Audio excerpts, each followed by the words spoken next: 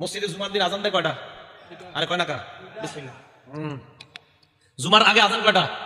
জুমার আগে আর কি, জুমার নামাজের আগে 2 আজান। এক আজানে মসজিদে যান, আরেক আজানে হুজুর খুতবা দেয়, ঠিক না? এখন প্রশ্ন হইল হুজুর 2 আজান কই পাইলেন? 2 আজান আপনারা কোথায় পেলেন? উত্তর হইল এক আজান তো নবীজির সুন্নত, তো বুঝলাম নবীর সুন্নত, আরেক আজান কই পেলেন?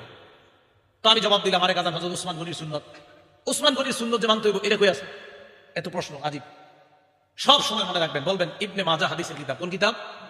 42 নাম্বার হাদিস। বলেন কয় নাম্বার হাদিস? এই হাদিসে নবীজি বলেন আলাইকুম বিসুন্নতি, তোমরা আমার সুন্নত আঁকড়ে ধরো। তাহলে জুমার আগে এক আজান নবীর সুন্নত থেকে পাইলাম, নবীর সুন্নত আঁকড়ে ধরলাম, এক আজান এটা বুঝলাম, নবীর সুন্নত আঁকড়ে ধরলাম। এবার হুজুর আরেক আজান ওয়া সুন্নাতিল খুলাফাইর রাশিদিন আল মাহদিয়িন, এরপরে নবী কয় হেদায়েত প্রাপ্ত খুলাফায়ে রাশিদার সুন্নত তোমরা আঁকড়ে ধরবা। বলেন তো 4 খলিফার মধ্যে হযরত ওসমান আছে না নাই? তাহলে আলাইকুম বিসুন্নতি দিয়া এক আজান, ওয়া সুন্নাতিল খুলাফাইর রাশিদিন দিয়া আরেক আজান, অতএব 2 আজান দেওয়া